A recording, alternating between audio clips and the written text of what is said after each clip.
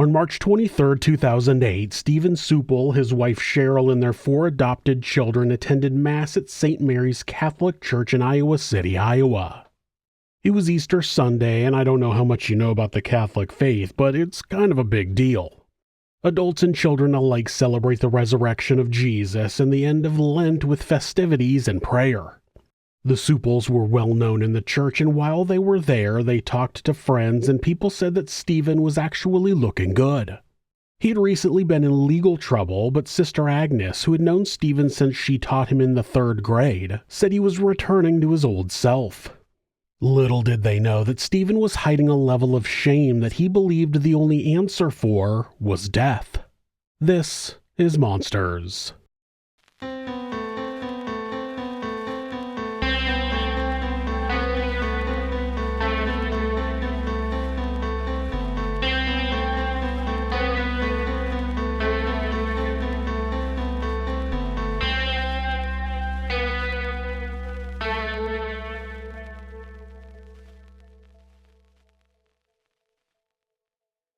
Stephen Sueppel was born on August 13, 1965 in Iowa City, Iowa. He was the 6th of 8 children born to William and Patricia Sueppel, who were devout Catholics. William was a lawyer, and the kids all attended a Catholic school growing up. Stephen did well and was described as a bright and energetic child. After graduating, he enrolled at the University of Northern Iowa, where he studied finance. People said that Stephen liked sports, especially golf and football, and they described him as funny. After graduating from college with a degree in business, he went to work as an accounting clerk for Hills Bank and Trust.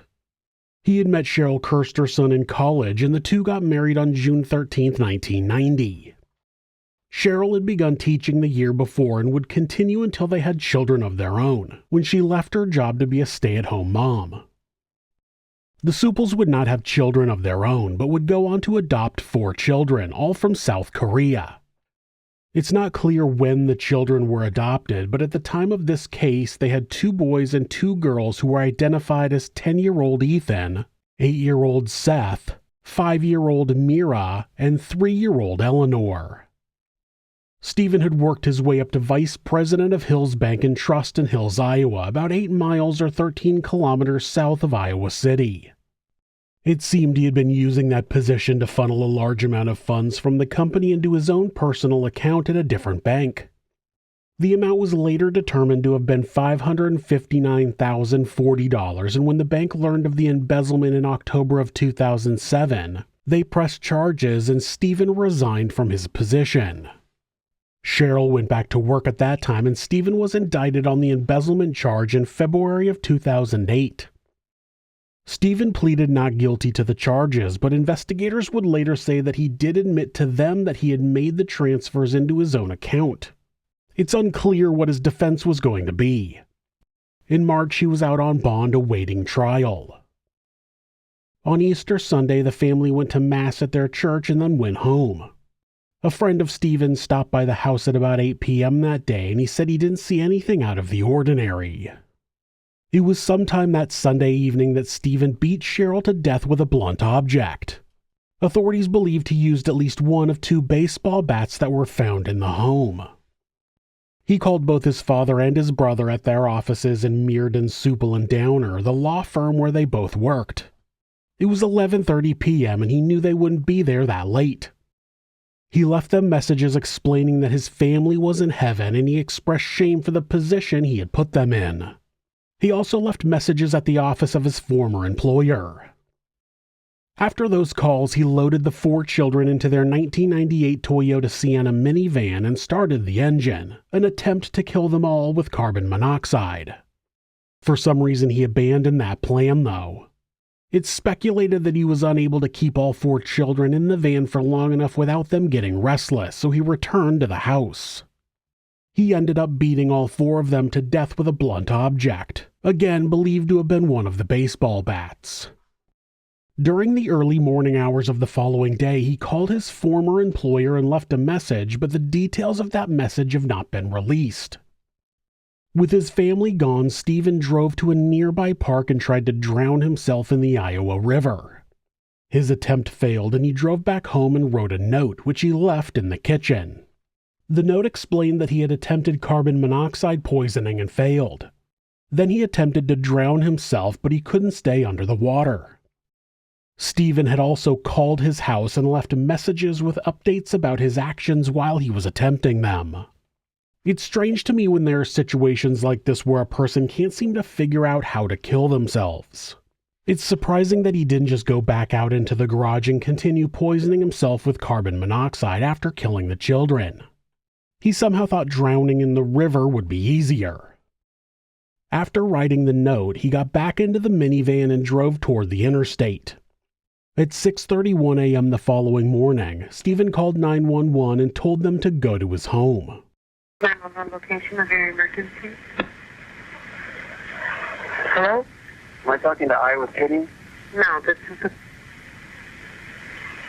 What is the location of your emergency? Iowa City, Iowa. What's the address, ma'am? 629 Barrington Road. Please go there immediately. What's going on there?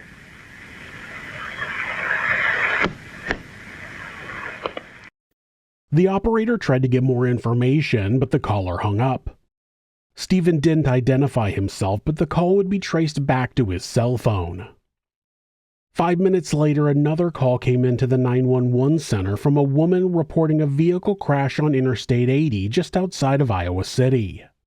She said that the van was traveling at a high speed when it veered onto the median, maneuvered around some cables, and hit the concrete base of a sign. The van quickly burst into flames. By the time firefighters arrived on the scene, the minivan was fully engulfed. Once the fire was extinguished, one body was pulled out of the vehicle and later positively identified as Stephen Sueppel. Police arrived at the Sueppel's home about 15 minutes after he had called 911. Officers found all 5 occupants dead from blunt force injuries, and they found the note on the kitchen counter. We believe that probably she died first. At that point, he probably had the children in the garage with him in that suicide attempt. When that failed, then the children were subsequently killed, and then the suicide attempt at Lower City Park occurred after that, followed by the accident on the interstate. All of the bodies were found in their beds with the exception of one of the children, who was found in the toy room in the basement of the house. The only motive known for the murder-suicide was the upcoming trial for his embezzlement charges. It was still unclear why he had stolen the money, though. He made a decent living as the vice president of the bank, and the family wasn't known to have any financial issues. Of course, there's the possibility that someone is living above their means no matter how much money they make, but the Sueppels didn't live a flashy lifestyle. They weren't known for being extravagant, which made investigators question why Stephen had started stealing the money to begin with. He initially told federal agents that he was taking the money to support a cocaine and gambling habit, but the evidence after the death showed no sign that he was a habitual drug user or had spent any money gambling. A toxicology report of his remains showed no drugs in his system, and a search of his belongings turned up no drugs or drug paraphernalia. Stephen had later recanted the story and told investigators he made it up because he couldn't think of any explanation for stealing the money. Some of the money stolen was eventually traced to having been used for household bills, but their large 9-bedroom home had less than $250,000 on the mortgage, which could have been completely paid off twice with the amount of money he had embezzled. No big-ticket items could be found that would have been purchased with the funds, so the reason for the theft remains a curiosity to this day. The entire family was buried together on March 29th. They had a funeral together at St. Mary's Church, and many people were not happy that he was given the same funeral rites as his other family members.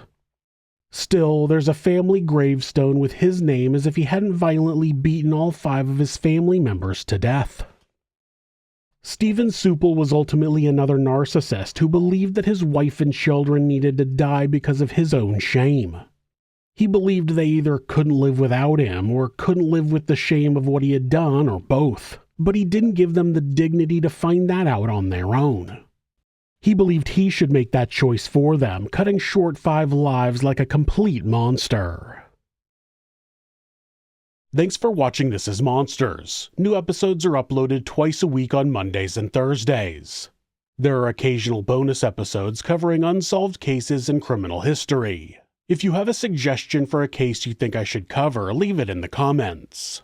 You can always follow the channel on Instagram at thisis_monsters and purchase merch at thisismonsters.com. Thanks so much, and be safe.